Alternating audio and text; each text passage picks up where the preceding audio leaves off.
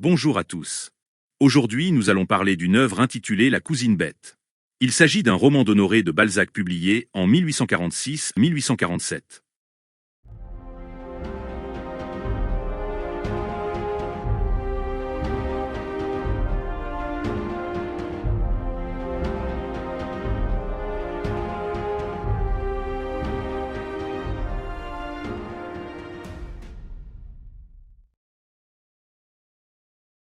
Monsieur Célestin Crevel s'arrête à la maison du baron Hulot d'Ervy. La baronne Adeline Hulot envoie sa fille Hortense et Lisbeth Fischer, surnommée cousine bête, dans le jardin. Le capitaine est intéressé par Adeline, mais celle-ci le rejette. Les deux familles sont liées puisque le fils d'Adeline nommé Victorin a épousé la fille de Crevel nommée Célestine. Alors qu'Adeline parle de l'avenir radieux de son fils qui peut devenir ministre, Crevel ne pense qu'à l'argent mangé par son beau-fils. La baronne reproche à Crevel d'avoir fait manquer le mariage d'Hortense avec le conseiller Lebas. En effet, Crevel a mis en doute la dot d'Hortense. Il reproche à Adeline de conserver sa foi pour son mari qui est un libertin. Crevel raconte qu'il a connu le baron chez leurs maîtresses respectives. Il avoue avoir été amoureux d'une ouvrière de 15 ans nommée Josépha qu'il a élevée au rang de cantatrice. Il l'a liée à l'actrice Jenny Cadine dont le protecteur était le baron Hulot. Crevel et le baron se sont connus, sont devenus amis et ont marié ensemble leurs enfants. Le baron lui a pris Josépha. Après avoir beaucoup dépensé d'argent pour Jenny, le baron se ruine maintenant pour Josépha. Le duc d'Hérouville a pour projet d'enlever Josépha au baron. Crevel souhaite avoir une liaison avec Adeline, d'abord parce qu'il l'aime et ensuite pour se venger du baron. Crevel lui fait et lui fera du chantage, tant qu'Adeline ne lui cédera pas, en faisant en sorte qu'Hortense ne puisse pas se marier faute de dot. Le comportement libertin du baron mettra sa famille sur la paille. La pauvreté de la famille Hulot se ressent par ailleurs actuellement. Sans l'aide de Crevel, il reste deux solutions au mariage d'Hortense. Se marier avec une vieille personne ou avec un homme d'énergie qui serait un jeune homme amoureux. La baronne finit par faire partir Crevel. Adeline aime son mari, bien qu'elle sache qu'il lui est infidèle. Dans le jardin, Hortense discute avec Lisbeth. Alors qu'Adeline est belle, Lisbeth est laide, ce qui rend jalouse cette dernière. Après son mariage, Adeline a fait venir Lisbeth à Paris afin de l'arracher à la misère de paysanne en l'établissant. Lisbeth est devenue ouvrière en passementerie d'or et d'argent. Elle est envieuse de sa cousine alors qu'Adeline et le baron la traitent bien. Lisbeth n'est pas mariée, car elle ne l'a jamais voulu. Elle passe pour tout le monde pour une bonne et brave fille. En plus d'être laide, elle ne s'habille pas bien. Hortense trouve étrange que Lisbeth ne soit pas mariée. Lisbeth lui dit qu'elle a refusé des parties, car elle est amoureuse d'un ouvrier livonien nommé Venceslas Steinbock. Afin de prouver l'existence de son amoureux, Lisbeth montre un cachet constitué de 3 figurines sculptées par Venceslas. Elle dit que Venceslas a fabriqué un groupe en bronze qui est placé chez un marchand de bric-à-brac près de chez elle. Lisbeth accepte de laisser le cachet à Hortense à condition qu'elle ne le montre pas à sa mère. Lorsque Lisbeth et Hortense rentrent à la maison, elles s'aperçoivent que la baronne s'est évanouie et la font se ranimer. Le baron rentre à la maison. Adeline lui signifie qu'elle est au courant de ses liaisons avec Jenny Cadine et Josépha et que le mariage d'Hortense n'a pas eu lieu à cause de leur pauvreté. Le baron avoue n'avoir pas d'argent à donner à Hortense, avoir une dette envers l'oncle Fischer et il promet de ne plus revoir Josépha. Adeline offre ses diamants pour payer la dette, mais le baron lui dit de les garder pour Hortense. Le baron reçoit la visite de son fils, de sa belle-fille Célestine et de son petit-fils. Il passe pour un beau-père agréable, un grand-père gâteau et un père amical. Le frère du baron, nommé le maréchal Hulot, arrive. Le baron part pour aller applaudir sa maîtresse à l'opéra en emmenant Lisbeth, qui habite un appartement bon marché dans une maison située rue du Doyenné. À la porte de la maison de Lisbeth, le baron remarque une jeune femme qui lui plaît. Malheureusement, lorsqu'il revoit l'inconnue à une fenêtre de son appartement, il s'aperçoit que cette femme est accompagnée d'un mari. Ils s'appellent Monsieur et Madame Marneffe. Monsieur Marneffe reconnaît le baron Hulot, qui travaille dans la direction où se trouve son bureau. Marneffe est premier commis dans un bureau au ministère de la Guerre. Tout dans l'appartement fait ressentir la misère de ce couple. Ils sont en retard dans le paiement de leur loyer et seront saisis le lendemain par le propriétaire. Valérie Marneffe s'en va voir le propriétaire et elle conseille à son mari de se mettre bien avec Lisbeth. Nous apprenons que Venceslas existe réellement et qu'il habite l'appartement situé au-dessus de celui de Lisbeth. Cette dernière monte à la mansarde de Venceslas. Elle lui apporte des fruits et des sucreries qu'elle a pris chez sa cousine. Venceslas se plaint d'être fatigué, non pas par le travail, mais par la vie. Lisbeth est tendre envers cet homme et est un soutien pour lui. Le jeune homme est apathique, Lisbeth est la force. Ces deux individus se sont rencontrés en 1833, lorsque Lisbeth a sauvé Venceslas qui était en train de mettre fin à ses jours à cause de sa pauvreté. Lisbeth a voulu l'aider financièrement à condition qu'il travaille. Elle l'a placé dans un atelier afin qu'il suive un apprentissage de ciseleur. Car elle a aidé financièrement Venceslas, Lisbeth a perdu tout l'argent qu'elle avait économisé. Elle s'est rendue chez Monsieur Rivet qui lui a conseillé de prendre la lettre de change de Wenceslas et de la mettre au nom d'un teneur de livres dans le but qu'un usurier consente à lui avancer quelque argent. De peur que Lisbeth ait été le dindon de la farce, Monsieur Rivet s'est rendu sur le lieu d'apprentissage de Wenceslas où un homme nommé Stidman lui a appris que Wenceslas est un grand artiste qui pourra gagner de l'argent. Monsieur Rivet dit à Lisbeth que Wenceslas pourra la rembourser, mais qu'il faut qu'elle fasse attention à ne pas le laisser flâner. Lisbeth tient Wenceslas, car quand elle le voudra, elle pourra le jeter en prison pour dette. Lisbeth devient tour à tour dure envers Wenceslas, puis douce pour se faire pardonner de sa dureté. Wenceslas est sous la domination de Lisbeth, mais il ne se souvient que des bienfaits de sa protectrice et non de ses défauts. Suite à une dispute causée par la flânerie de Wenceslas, Lisbeth et Wenceslas se sont réconciliés et Wenceslas a fabriqué le cachet gardé par Hortense, le groupe placé dans le magasin de curiosités et une pendule. Lisbeth n'a pas une bonne influence sur Wenceslas, car au lieu d'être heureux, il est en train de dépérir. Elle ne souhaite pas l'épouser, mais elle l'aime trop pour le céder à une autre femme. Elle a tour à tour pour lui la tendresse d'une mère, avec la jalousie d'une femme et l'esprit d'un dragon. Cependant, Lisbeth ne compte pas mettre fin à son emprise. Elle laisse aucune débauche possible à Wenceslas puisqu'elle le laisse sans argent. Il est tel le « lion encagé au jardin des plantes ». Après s'être rendu à l'opéra, le baron a remarqué que le bâtiment était fermé à cause d'une relâche par indisposition. Quand il se rend chez Josépha, un portier lui apprend que Josépha n'est pas présente chez elle, mais est dans un hôtel que lui a donné le duc d'Hérouville. Le baron se rend à la nouvelle adresse, qui est un hôtel luxueux. Josépha le rencontre. Elle a remplacé le baron par le duc, car ce dernier est capable de dépenser des sommes folles pour elle. Le baron revient à la maison. Il raconte sa mésaventure à sa femme. Adeline lui conseille de prendre pour maîtresse des femmes peu coûteuses, qui peuvent être heureuses de peu. Le baron veut mettre fin à son libertinage, assumer son rôle de père et marier Hortense. Le lendemain, Hortense se promène avec son père. Il passe près de la maison de Lisbeth, ce qui fait que le baron repense à Valérie Marneffe, qui serait une maîtresse parfaite pour lui. Le baron et Valérie se rencontrent. Elle demande de l'aide pour son mari et elle se présente comme une personne qui a perdu son seul protecteur, le maréchal Montcornet, qui est son père et qui est mort sans lui laisser d'héritage. Valérie lui exposera son affaire en détail lorsque le baron rendra visite à Lisbeth dans quelques jours. Hortense entre dans une boutique où elle repère le groupe fabriqué par Wenceslas. L'article coûte 1500 francs. Hortense reconnaît l'artiste placé dans un coin du magasin. Elle propose d'acheter le groupe à moindre prix, contre quoi, sa famille fera des commandes assez importantes. Wenceslas accepte et dévoile être l'artiste. Hortense dit être la petite cousine de Lisbeth. Le groupe sera apporté à la maison d'Hortense avec l'artiste. Hortense et Wenceslas tombent amoureux l'un de l'autre. Une fois sortie de la boutique, Hortense dit à son père qu'elle vient de trouver son mari et que celui-ci est un artiste. Le baron la met en garde contre la sculpture, car c'est selon lui un art sans débouché. Le projet d'Hortense va de pair avec celui de sa mère qui veut pour sa fille un homme d'énergie et de talent, à qui une dot de 30 000 francs suffirait. Hortense résume à son père les conversations qu'elle a eues avec Lisbeth au sujet de Wenceslas et elle lui montre le cachet.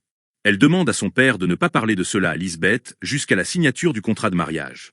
Après le déjeuner, viennent à la maison Hulot, le marchand, l'artiste et le groupe.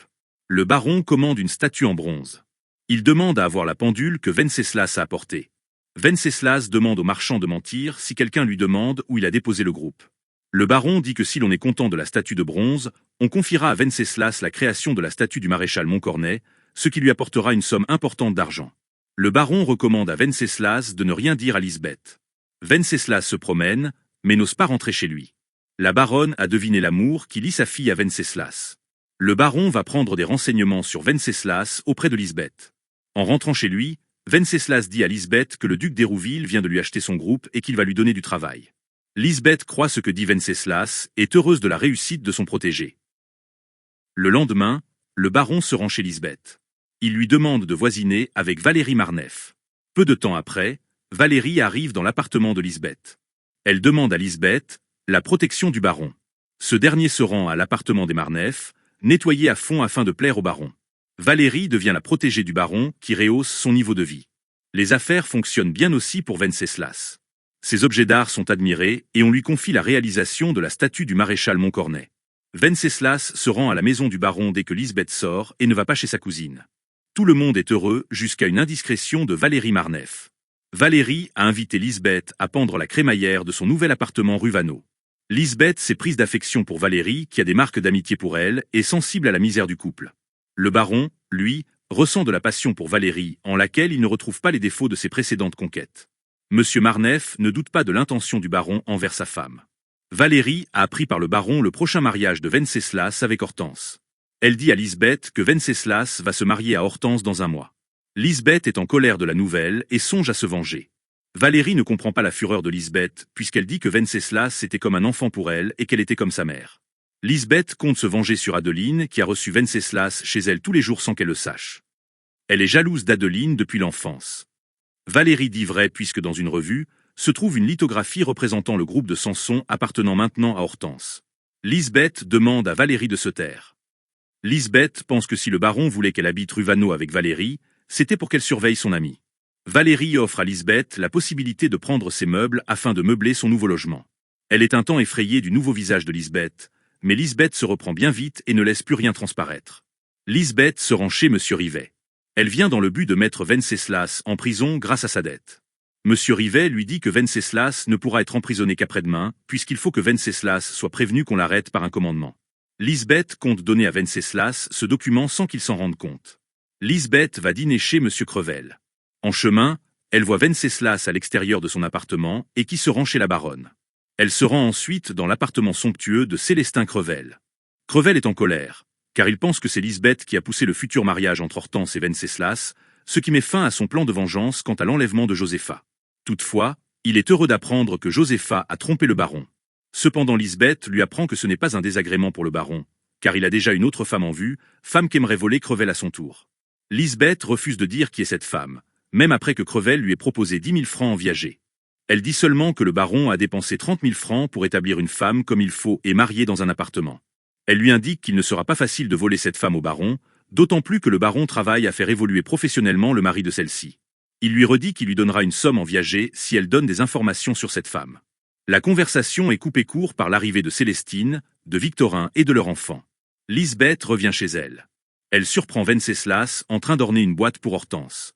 Lisbeth lui transmet la dénonciation de la contrainte par corps, en faisant croire qu'il s'agit d'un document donné contre de l'argent emprunté.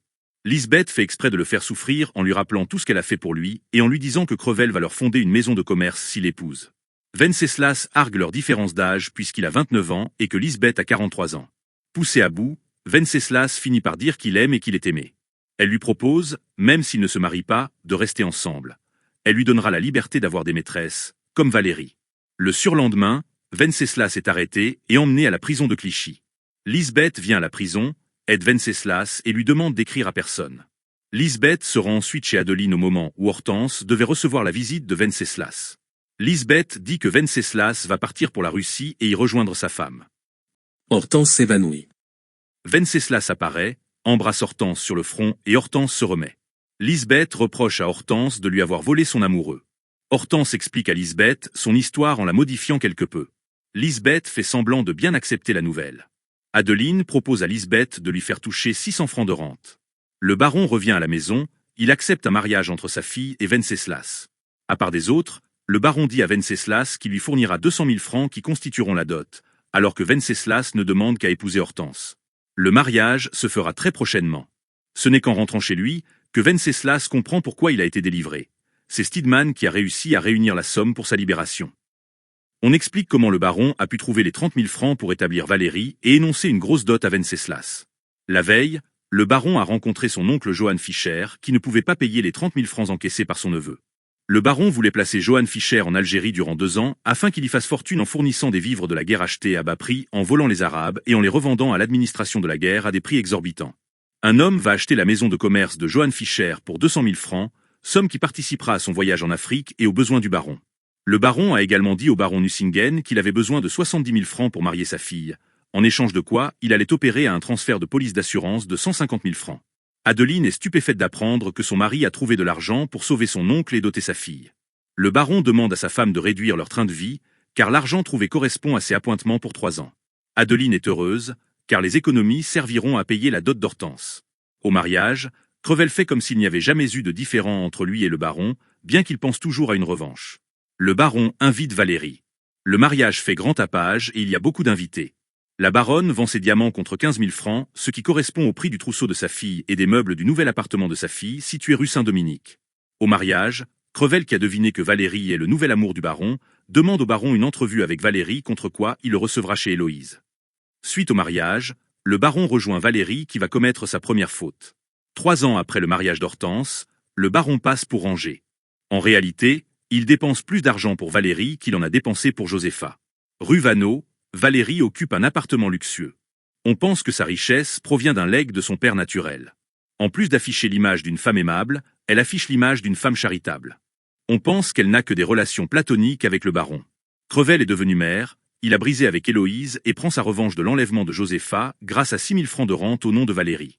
Valérie mène un double adultère avec le baron et Crevel. Lisbeth vit dans la maison Marneffe et est toujours liée à Valérie. Elle est mieux habillée grâce aux soins de Valérie.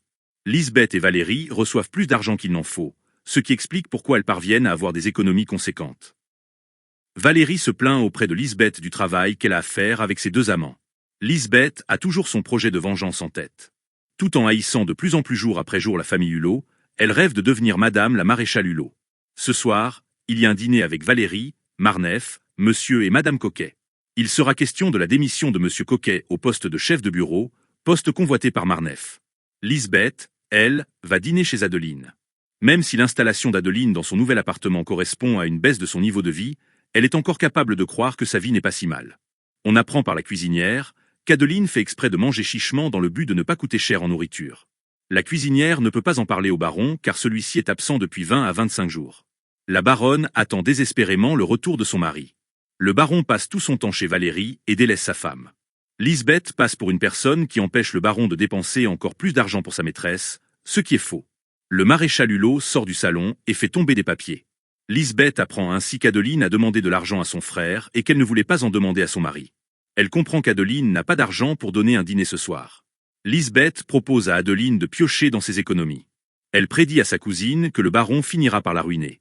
Lisbeth veut qu'Adeline fasse en sorte qu'elle se marie avec le maréchal Hulot. Une fois le maréchal mort, Lisbeth recevra une pension de 6 000 francs, grâce à laquelle elle pourra faire vivre toute la famille. Le maréchal revient avec de l'argent. Victorin et sa femme arrivent. Le baron ne viendra pas, car il est soi-disant accablé de travail. Hortense et Venceslas viennent. Venceslas est plus heureux que jamais, et Hortense est comme un chien avec son maître. Lisbeth pense que le couple a de trop petits revenus pour une si grande passion. Elle projette qu'Adeline va devoir travailler pour subvenir à ses besoins. Lisbeth pressent que Victorin veut dire quelque chose à sa mère, mais qu'il n'ose pas. Elle devine qu'Hortense est en manque d'argent, qu'elle en a demandé à sa mère qui a refusé. Lorsque la baronne entre dans sa chambre, Victorin dit à Lisbeth qu'un usurier veut poursuivre le baron pour 60 000 francs de lettres de change. Lisbeth défend d'en parler à Adeline et révèle que le dîner a été payé par le maréchal. Victorin va s'occuper de l'usurier, bien qu'il ne voit pas comment avoir l'argent nécessaire. Hortense et Victorin parlent négativement de leur père. Lisbeth demande à Victorin de faciliter un mariage avec le maréchal dans le but d'assurer des revenus. Hortense donne rendez-vous à Lisbeth chez elle au dîner de demain afin de parler de certaines choses. Lisbeth retourne à l'appartement situé rue Vaneau. Le baron Montès de Monteranos, que Valérie fait passer pour son cousin, arrive à l'appartement. Le baron et Crevel ont un pressentiment, si bien qu'ils font faute sur faute à leur partie de cartes. Le baron ressent de la jalousie pour la première fois. Valérie entre dans sa chambre avec Montès et Marneffe. Alors que les invités s'en vont, le baron et Crevel restent. En sortant de la chambre, Marneffe fait croire que Valérie est partie voir Lisbeth à cause d'une indigestion et que le fameux cousin est parti en voiture. Le baron monte chez Lisbeth, tandis que Crevel reste avec Marneffe. Lorsque le baron entre dans l'appartement de Lisbeth, celle-ci fait semblant d'être malade et est accompagnée de Valérie. Le baron ne trouve pas Montès. Lisbeth fait remarquer que c'est grâce à elle s'il ne dépense que 2 000 francs par mois pour Valérie, et elle lui raconte les conséquences de son absence et du manque de moyens financiers dans sa famille. Le baron n'a pas donné d'argent à sa femme depuis 9 mois, alors qu'il en trouve pour Valérie. Le baron dit avoir deviné l'attirance qu'il y a eu entre Valérie et Montès et avoir deviné la vraie place de Crevel. Hélas, le baron ne peut plus se passer de Valérie, car cette femme lui est devenue nécessaire. Valérie donne l'ordre au baron de l'attendre en bas. Après le départ du baron, Montès part du cabinet de toilette où il était caché et d'où il a entendu la conversation. Valérie fait croire que c'est son mari qui lui impose le baron, car il veut quitter sa place de sous-chef pour devenir chef et car il souhaite recevoir la Légion d'honneur. Montès lui propose de partir avec lui, mais Valérie refuse. Elle prédit que son mari, déjà malade, décédera bientôt et qu'elle sera débarrassée de lui. Elle dit à Montès n'aimer que lui. Montès jure de la prendre pour femme après son année de veuvage. Valérie redescend à son appartement. Le baron interroge la concierge nommée Madame Olivier qui lui ment en lui disant n'avoir jamais vu Montès auparavant, en lui faisant croire que Montès est déjà parti, que le baron est le seul aimé par Valérie et que Valérie n'a pas de rapport avec Crevel. Le baron rentre dans l'appartement où Crevel est en train de jouer au piquet avec Marneffe. Alors que le baron était parti avec la physionomie du mort de Venise, il revient avec celle de Saint-Preux. Valérie entre, elle pousse son mari à aller se coucher. Elle fait également en sorte que le baron se promène dans la rue et ne revienne qu'après le départ de Crevel. Valérie reste seule avec Crevel. Ce dernier aimerait que le baron soit au courant qu'il est l'amant de Valérie. Ainsi il se sera vengé de l'enlèvement de Josépha. Valérie ne veut pas que ce soit révélé car elle n'a que son honnêteté pour rempart et car elle considère ne pas avoir assez d'argent. Bien que Valérie le traite mal, Crevel dit l'aimer. Il lui propose une rente viagère, mais Valérie se plaint puisqu'il ne pense que marcher et que la somme est dérisoire par rapport à celle reçue par Josépha. Il est prêt à lui donner toute sa fortune. Valérie lui donne l'autorisation de faire ce qu'il souhaite du baron et de le retenir loin d'elle un moment. Crevel repart heureux. Valérie fait fermer la grande porte par Madame Olivier. Dans la rue, Crevel rencontre le baron. Il lui signifie que Valérie est sa maîtresse et qu'elle est uniquement sa Valérie. Le baron demande des preuves. Quand il veut entrer dans la maison, sa clé n'ouvre pas la porte. Crevel l'entraîne rue du Dauphin pour lui donner des preuves. Il offre un endroit où dormir au baron. Crevel lui fait lire un billet que Valérie lui avait envoyé. Le baron remarque que plusieurs affaires appartenant à Valérie se trouvent dans l'appartement. Valérie viendrait ici durant sa soi-disant promenade aux Tuileries. Le baron voit le vrai visage de Valérie et de sa femme. Crevel a deviné que si Valérie lui a demandé de retenir le baron chez lui, c'est car elle est en ce moment même avec Montès. Alors que les deux hommes parlent en mal de Valérie, tous les deux ne peuvent pas s'en passer. Le lendemain matin, les deux hommes se promettent de ne plus penser à Valérie. Crevel se rend tout de même à l'appartement de Valérie et la voit en train de prendre son petit déjeuner avec Lisbeth et Montès. Il propose à Valérie de se marier après la mort du baron. Le baron arrive lui aussi à l'appartement. Valérie dit au baron qu'elle en a assez d'être entre deux vieillards qu'elle voudrait seulement comme amie. Le baron menace de ne pas faire de son mari un chef de bureau et de ne pas lui donner de légion d'honneur. Valérie lui donne rendez-vous ce soir chez Lisbeth. Une fois les deux hommes partis, Valérie dit à Montès qu'il est le seul qu'elle aime. À midi, Valérie demande à Lisbeth qui elle doit choisir entre Crevel et Montès. Avant faire un choix, elle veut attendre la mort de son mari. Elle souhaite que Lisbeth lui ramène Wenceslas. Lisbeth se rend chez Hortense rue Saint-Dominique. Hortense lui dit que des articles critiquent négativement la statue du maréchal Montcornet que Wenceslas a créée, chose qu'elle a cachée à son mari. Lisbeth recommande de faire plutôt des créations plus terre-à-terre qui peuvent servir, mais cela signifierait renoncer à des grands travaux qui pourraient rapporter beaucoup d'argent. Lorsque Wenceslas était sous la coupe de Lisbeth, elle avait chassé la paresse et la nonchalance de Wenceslas, mais tout est revenu avec le mariage d'Hortense. Pris par l'amour et par des obligations, Wenceslas a repoussé la conception de la statue, si bien qu'il a mis 18 mois à la faire. Même si la famille n'a pas vu le désastre, la statue a été hue et moquée lors de son exposition.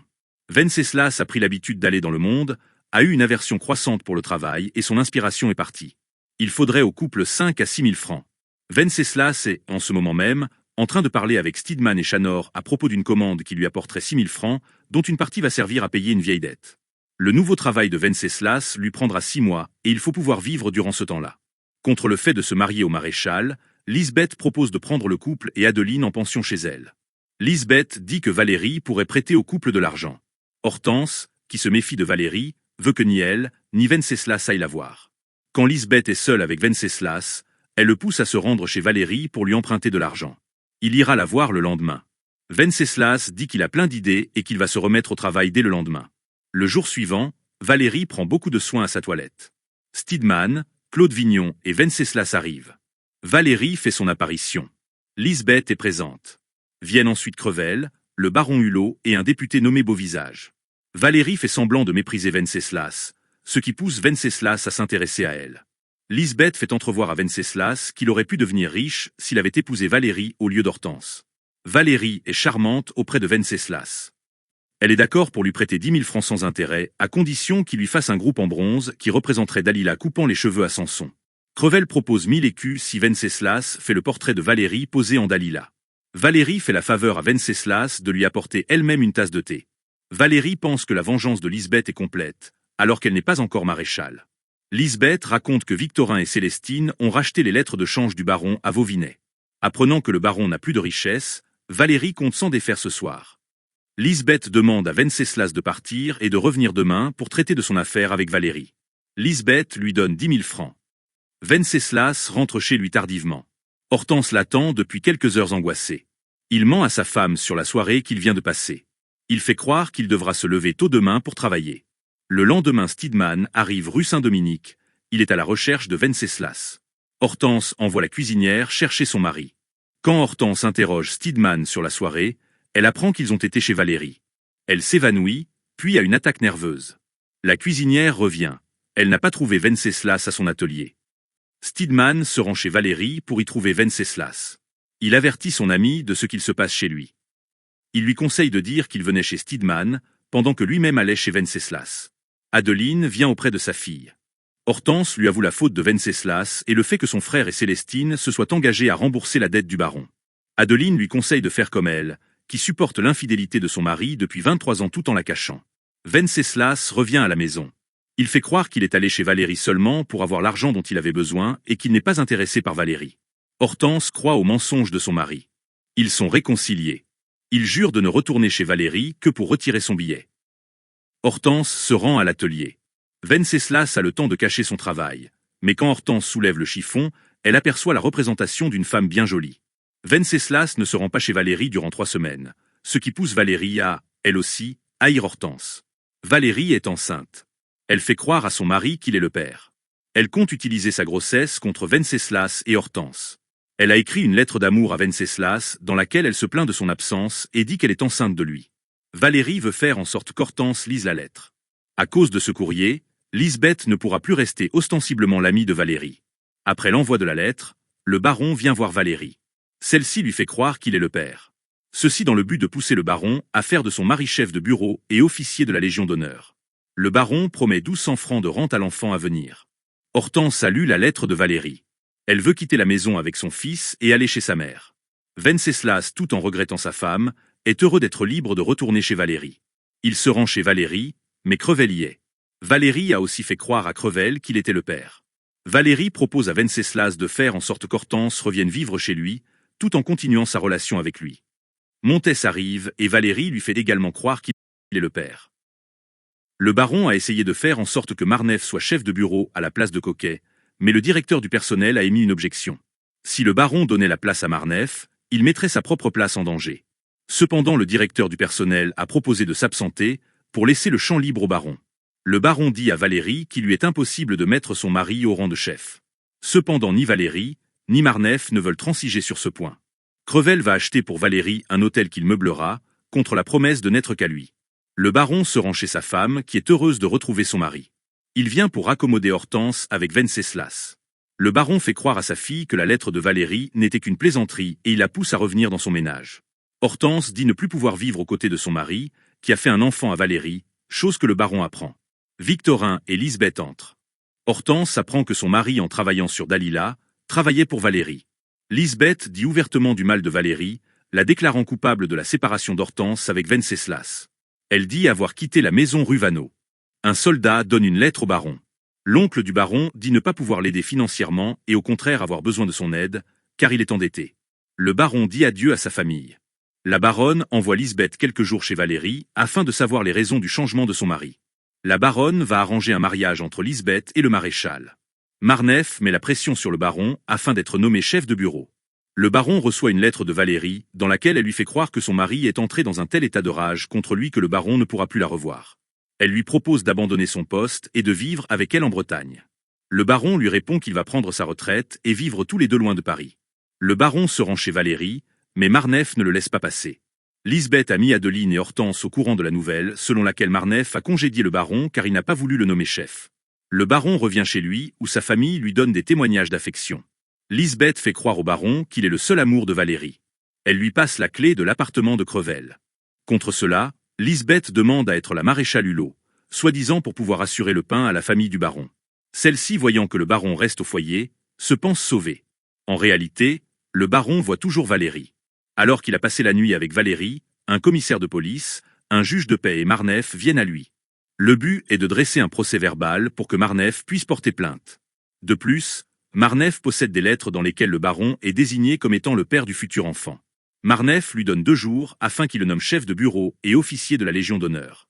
Valérie et le baron ne doivent plus se revoir. Après le départ de Valérie, le commissaire dit au baron que Marneffe et sa femme étaient complices pour le faire tomber dans le piège. Le baron revient à la maison où il raconte la vérité à sa femme concernant ses 3 dernières années. Le baron se rend chez le prince de Wissembourg. Il lui demande de nommer Marneffe chef de bureau et de le faire officier de la Légion d'honneur. Le prince accepte. Cela dit, s'il le fait, il prévient que le baron risque de ne pas garder son poste.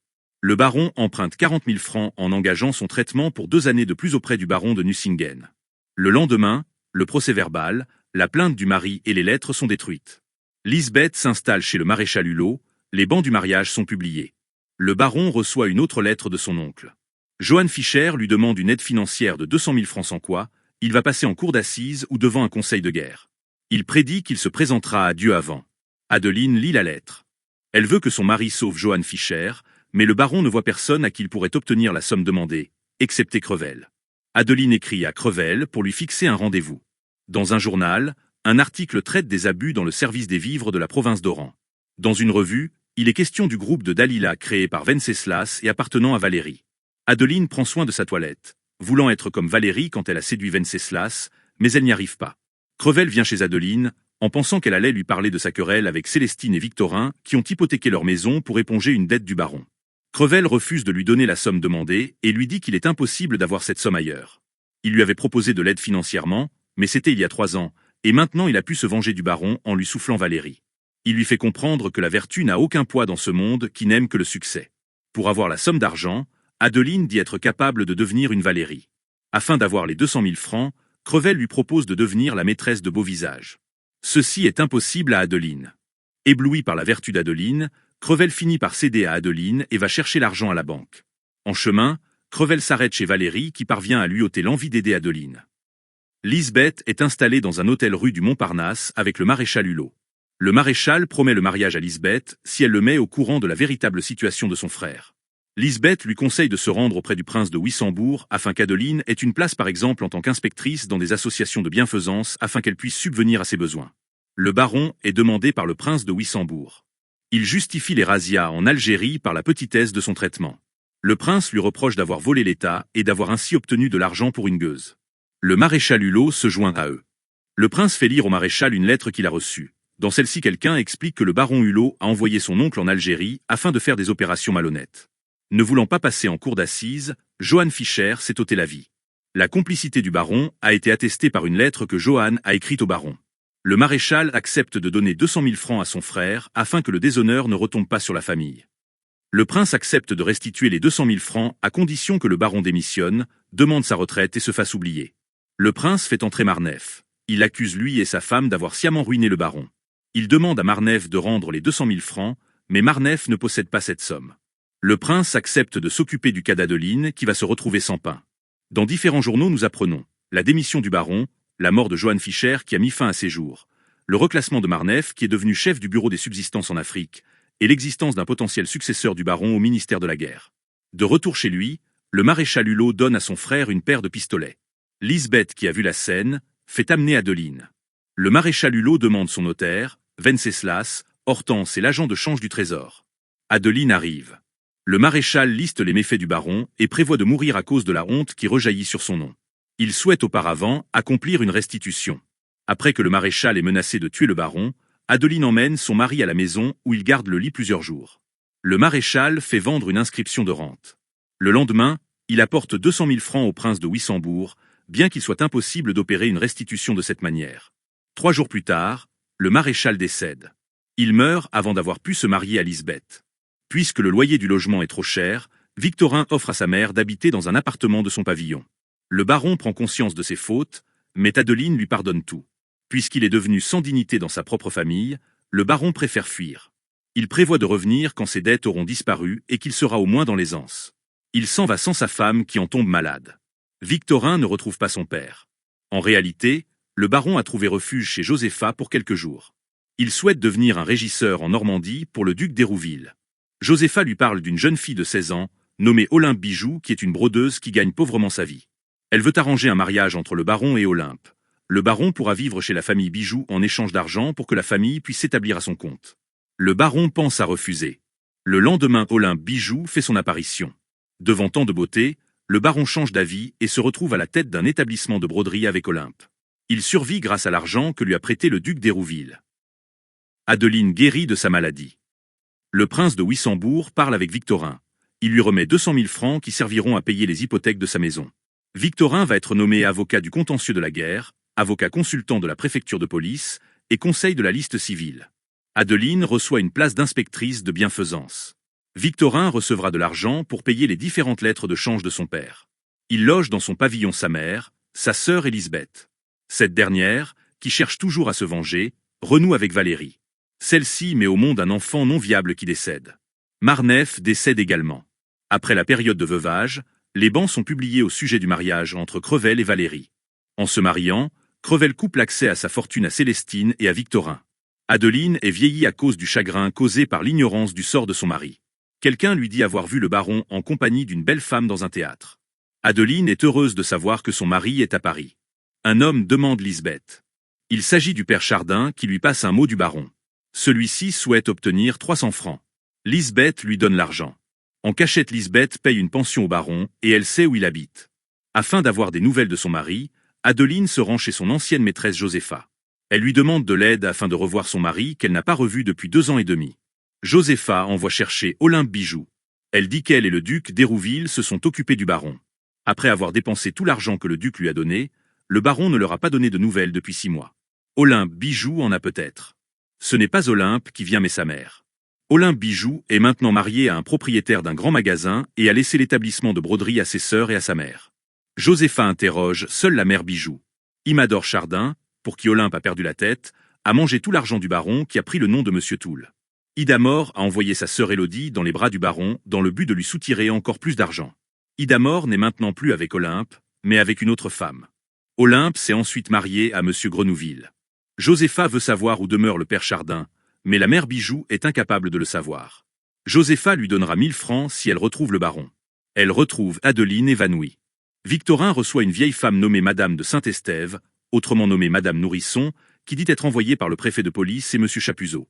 Pour 30 000 francs, elle lui propose d'empêcher le mariage entre Valérie et Crevel en assassinant Valérie. Victorin refuse cette aide. Plus tard, Victorin interroge Monsieur Chapuzot sur cette femme. Monsieur Chapuzot dit que ni lui ni le préfet de police lui ont envoyé cette femme. Adeline raconte à sa famille les nouvelles de son mari qu'elle a eues par Josépha. Le lendemain, Lisbeth se rend chez Mademoiselle Chardin. Elle voit le baron pauvrement vêtu. Il se fait maintenant escroquer par les Chardin, ne veut pas revenir chez lui et a encore des dettes. Il doit attendre 7 à 8 mois que sa pension soit libre. Lisbeth lui donne de l'argent. Il va s'installer rue de Charonne sous un autre faux nom et a en vue un autre petit ange qui porte le nom d'Atala Judix. Crevel rend visite à ses enfants. Il annonce qu'il va se marier et demande de bien vivre avec Valérie. Victorin dit que lui et sa femme n'assisteront pas au mariage en raison des torts que Valérie a infligés à la famille. Crevel est en colère, car on calomnie Valérie, mais Victorin dit qu'il apportera des preuves de la dépravation de Valérie après-demain. Lisbeth suit Crevel. Car on l'a mis en colère, Crevel veut signer le contrat de mariage dès ce soir. Ensemble, ils partent pour l'hôtel de Valérie. Celle-ci est en réalité amoureuse de Venceslas, qui est en ce moment avec elle. Elle se doute que Montès va la tuer s'il apprend qu'elle va se marier avec Crevel.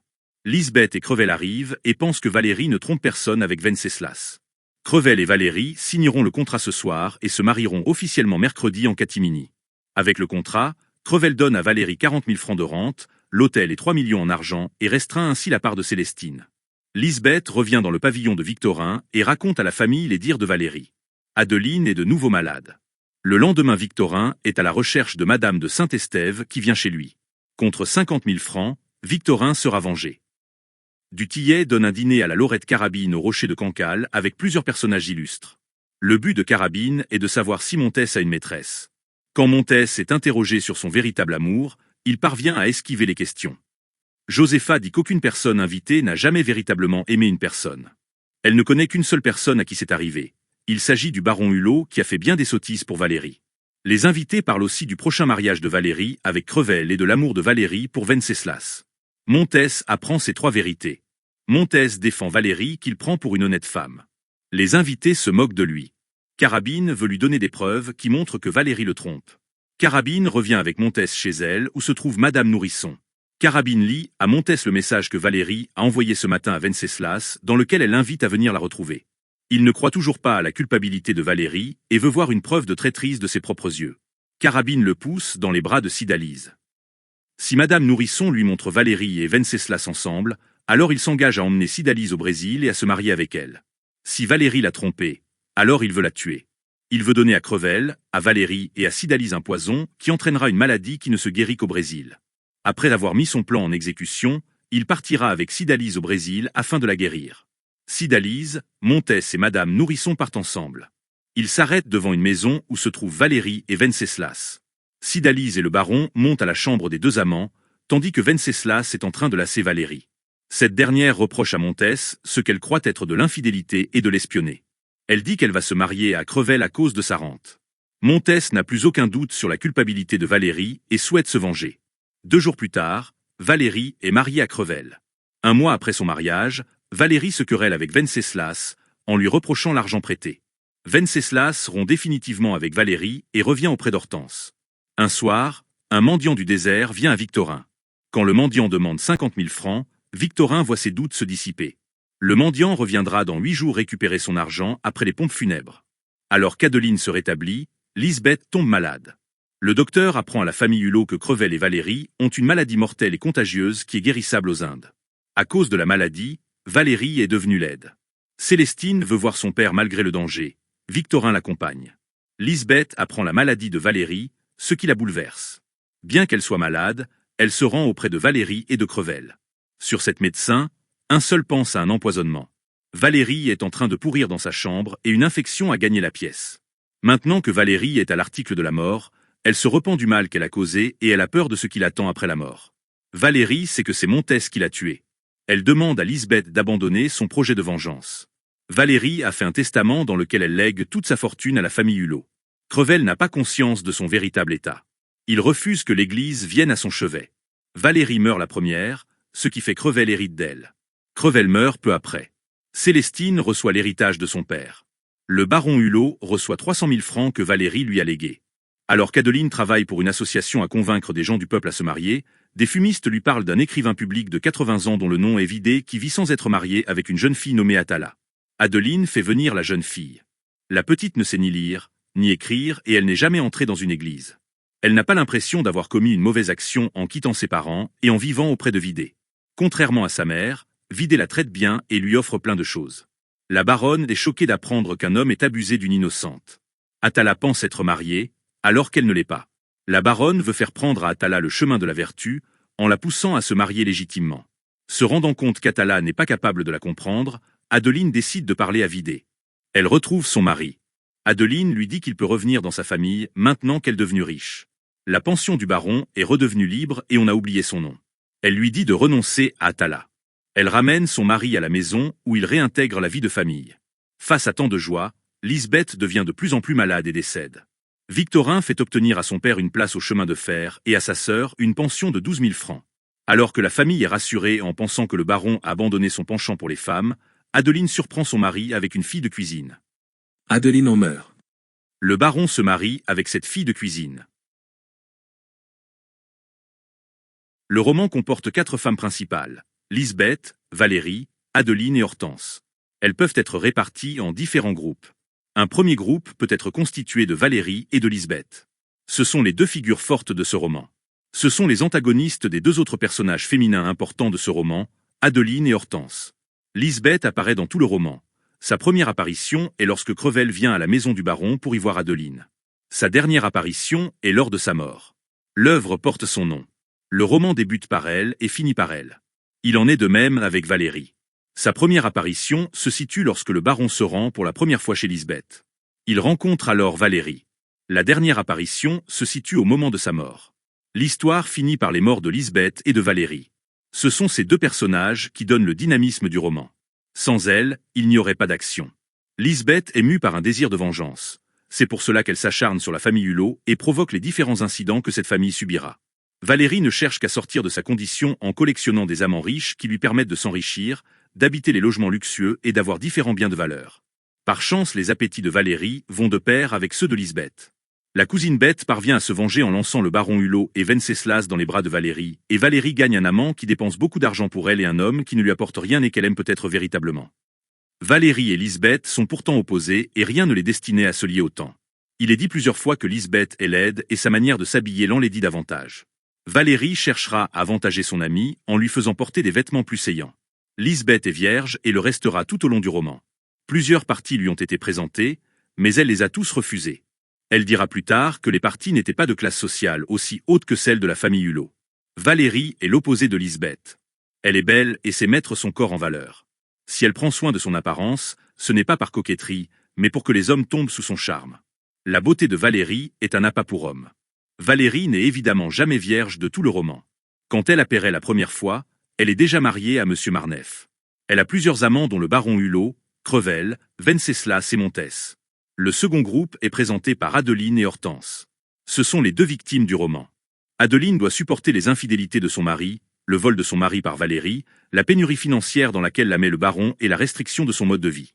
Hortense doit supporter la paresse de son mari qui la met en précarité financière, ainsi que le vol de Wenceslas encore une fois par Valérie. Adeline et Hortense sont deux femmes fragiles. Adeline s'évanouit plusieurs fois quand elle apprend les infidélités de son mari. Elle peut tomber malade après avoir appris certaines choses ou entendu certains mots. Elle a un tremblement incontrôlable durant plusieurs années. À la fin du roman, elle meurt d'émotion après avoir appris que son mari la trompe avec une fille de cuisine. Hortense tombe elle aussi en syncope quand elle devine que Wenceslas l'a trompée. Elle devient elle aussi malade à cause de ses sentiments. Cependant Hortense est une figure plus forte que sa mère. Ainsi elle refuse de pardonner à Wenceslas après sa faute, alors que son père et sa mère l'invitent à passer outre. Elle sait ce qu'elle a à pardonner et ce qui n'est pas pardonnable. Elle est également capable d'avoir un point de vue critique sur les actions de son père, chose dont est incapable Adeline qui pardonnera tout à son mari et ce, jusqu'à la fin de sa vie. Adeline et Hortense sont toutes les deux belles. Même si Adeline a 47 ans au début du roman, elle est décrite comme sublime. Même le poids des années et les chagrins ne peuvent vaincre cette beauté. Hortense est également décrite comme belle. C'est une blonde aux yeux bleus. Ces deux femmes font un contraste saisissant avec Lisbeth, qui bien qu'elle soit de leur famille, est laide. Les 4 femmes peuvent aussi être rassemblées dans d'autres groupes. Nous pouvons mettre Adeline et Valérie dans le même ensemble. En effet, toutes deux sont en rivalité pour attirer l'attention du baron. Adeline pense que son mari lui a été fidèle durant 10 ans, ce qui n'est peut-être pas vrai au regard de l'attitude de son mari envers les femmes. Adeline apprend par autrui les infidélités de son mari. Au début du roman, Crevel la met au courant des liaisons extra-conjugales du baron avec Jenny puis avec Josépha. Adeline pleure et s'évanouit. En entendant Josépha parler avec Madame Bijoux, elle apprend d'autres infidélités de son mari. Adeline s'évanouit une autre fois. Sans encore s'en rendre compte, elle apprend par les fumistes l'infidélité du baron avec Atala. Ce n'est que la dernière liaison de son mari qu'elle apprend par elle-même. Pour retenir le baron, Adeline n'a que sa vertu qui ne lui sert à rien. Si elle était davantage débauchée, peut-être aurait-elle pu retenir son mari, ou du moins le retenir plus longtemps. Adeline étant vertueuse, qu'elle ne peut pas prendre le chemin du vice. Elle essaie d'être vicieuse lorsqu'elle fait venir Crevel chez elle afin d'obtenir de l'argent, mais sa nature revient au galop et elle ne peut pas jouer la comédie longtemps. Elle a voulu être une seconde Valérie, mais cela a échoué. Même si sa vertu n'empêche pas son mari de fauter, elle ne laisse pas insensible tout le monde. Ainsi Crevel est si frappé par sa vertu, qu'il décide de l'aider financièrement sans qu'elle ait eu besoin de se donner à lui. Josépha est elle aussi éblouie par la vertu d'Adeline. C'est pour cela qu'elle décide d'aider cette femme à retrouver son mari. C'est pour cela aussi qu'elle lui écrit des lettres dans lesquelles elle la met au courant des avancées de sa recherche. Valérie recherche elle aussi l'attention du baron Hulot. Après que Valérie ait rencontré pour la première fois le baron Hulot, Valérie et Monsieur Marneffe ont conscience de l'attirance du baron envers Valérie et souhaitent exploiter ce filon. En faisant de Valérie son amante, le baron suit le conseil de sa femme qui lui avait préconisé de prendre une maîtresse qui lui coûterait moins cher. Après que Josépha ait abandonné le bon pour un duc, le baron se tourne auprès de Valérie. Pour attirer le baron, Valérie n'a que sa beauté et cela semble suffire. Lorsque Valérie a plusieurs amants simultanément, Valérie doit faire croire que le baron est le seul et unique homme qu'elle aime. Le baron se réveille lors de l'apparition de Montès. Il se doute que Montès n'est pas le cousin de Valérie comme elle aime à le faire croire et que Crevel est aussi l'amant de Valérie. Cependant, ses doutes sont dissipés lorsque la portière Madame Olivier, qui est de connivence avec Valérie, lui fait croire que c'est la première fois qu'elle voit Montès et que Crevel n'est pas l'amant de sa maîtresse. Valérie fait dépenser beaucoup d'argent au baron qui est obligé de s'endetter, de négliger sa famille et de faire des opérations illégales afin de trouver l'argent pour son amante. Le but de Valérie est de tirer toutes les ressources financières possibles du baron jusqu'à l'épuisement total de ses ressources. Valérie fait également en sorte que le baron accepte ses signes de vieillissement, ce qu'elle reprochera par la suite dans son dos. Dans un autre groupe, nous pouvons mettre Hortense et Lisbeth ensemble. Toutes deux rivalisent pour attirer l'attention de Wenceslas. Tout d'abord, Wenceslas est l'amoureux de Lisbeth. Celle-ci prend connaissance de l'existence de Wenceslas après qu'il ait tenté de mettre fin à ses jours. C'est elle qui lui a sauvé la vie. Lisbeth lui a apporté un soutien financier qu'il n'avait pas puisque c'est sa pauvreté qui explique son geste. Lisbeth lui permet également d'accéder à un métier en lui faisant suivre un apprentissage de ciseleur. Elle fait suivre à son amoureux une vie draconienne. En effet, Elle ne lui permet pas de flâner et le force ainsi à plonger tête baissée vers le travail. Même si cela peut paraître oppressif, c'était pourtant l'attitude à tenir envers Venceslas afin qu'il soit un artiste. L'argent permet de tenir triplement Venceslas en laisse. Tout d'abord, Lisbeth laisse si peu d'argent à Venceslas qu'il ne peut pas le dépenser pour se faire plaisir. L'argent prêté ou donné de Lisbeth à Venceslas permet à Lisbeth d'avoir un argument contre Venceslas lors de disputes. La dette de Venceslas permet aussi à Lisbeth de pouvoir jeter son amoureux en prison s'il ne se comporte pas comme elle le voudrait. Lisbeth est despotique envers Venceslas. Elle ne souhaite pas se marier avec lui, et pourtant elle ne souhaite pas que Venceslas fréquente d'autres femmes. L'erreur de Lisbeth a été de parler à Hortense de son amoureux. Elle a ainsi appris à sa petite cousine des informations sur Venceslas et lui a appris que Venceslas a déposé un groupe dans un magasin. C'est l'existence de ce groupe qui a permis la rencontre entre Venceslas et Hortense. Ensuite, Venceslas est l'amoureux d'Hortense. Dès leur première rencontre dans le magasin, tous deux ont le coup de foudre l'un pour l'autre. Hortense est l'antithèse de Lisbeth. Alors que Lisbeth est une femme brune au teint olivâtre, Hortense est une belle blonde au teint clair. Alors que l'une parvient à contrôler Venceslas, l'autre le laisse libre de ses fantaisies. Alors que Lisbeth a 43 ans au début du roman, Hortense est jeune et n'a que 21 ans. Hortense et Venceslas ont tous les deux à l'esprit que ce qu'ils font est mal. Hortense vole l'amoureux de Lisbeth et Venceslas se défait des liens de Lisbeth, à qui il doit pourtant tant. Hortense cachera sa passion à Lisbeth. Venceslas cachera à sa bienfaitrice le véritable acquéreur de son groupe. Il profitera également des absences de Lisbeth pour aller se rendre à la maison du baron. Lisbeth ne découvrira la vérité que grâce à son amie Valérie qui lui révélera la vérité. Lorsqu'Hortense lui parlera de son histoire avec Venceslas, elle occultement sciemment quelques détails. Lisbeth dira alors qu'Hortense lui a volé son amoureux, ce qui est vrai. Alors que le roman comporte 4 grandes figures féminines, il n'en comporte que 2 grandes masculines, celle du baron et de Venceslas. L'œuvre est donc écrasée par la féminité. Le baron Hulot est décrit comme un libertin incorrigible. Cela est vrai dès le début du roman, lorsque Crevel explique à Adeline que son mari a eu pour maîtresse Jenny puis Josépha. Cela est vrai tout au long du roman jusqu'à la fin, où il a une liaison avec une fille de cuisine pourtant laide. Alors qu'au début de l'histoire, le baron Hulot est concentré sur des femmes qui ont besoin de beaucoup d'argent pour leur entretien.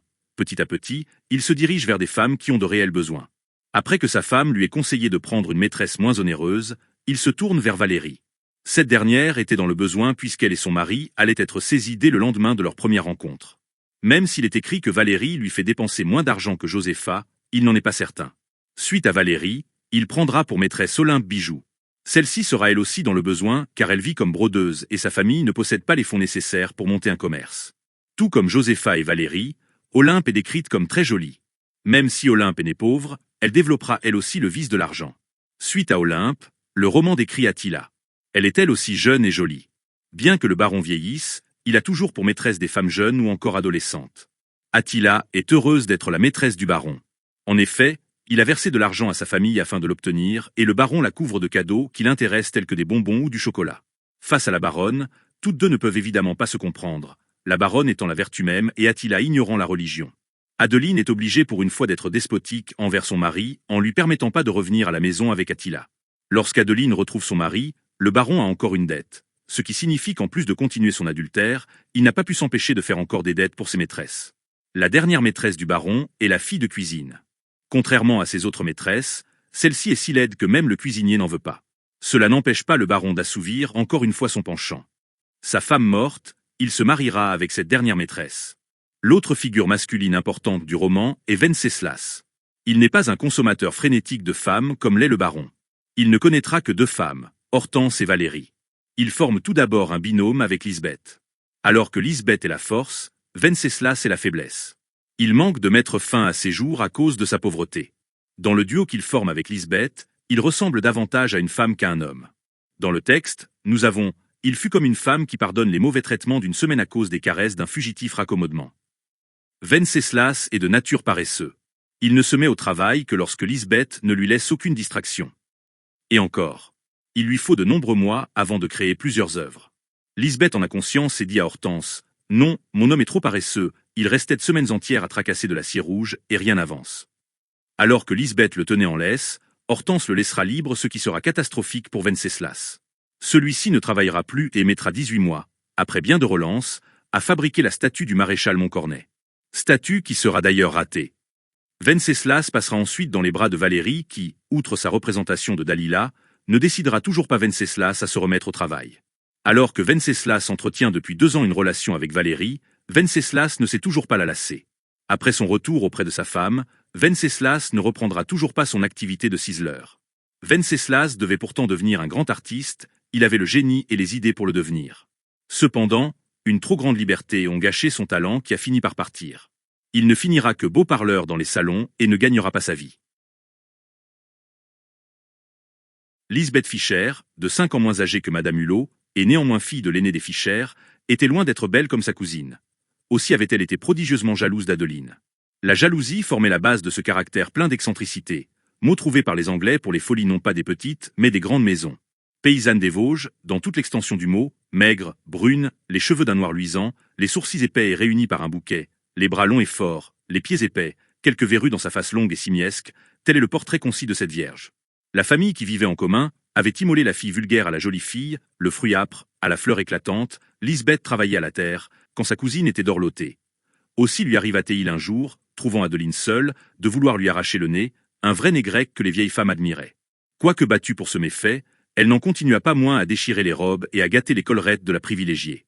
Lors du mariage fantastique de sa cousine, Lisbeth avait plié devant cette destinée, comme les frères et les sœurs de Napoléon plièrent devant l'éclat du trône et la puissance du commandement. Adeline, excessivement bonne et douce, se souvint à Paris de Lisbeth, et l'y fit venir, vers 1809, dans l'intention de l'arracher à la misère en l'établissant. Dans l'impossibilité de marier aussitôt qu'Adeline le voulait, cette fille aux yeux noirs, aux sourcils charbonnés, et qui ne savait ni lire ni écrire, le baron commença par lui donner un état. Il mit Lisbeth en apprentissage chez les brodeurs de la cour impériale, les fameux Ponce frères.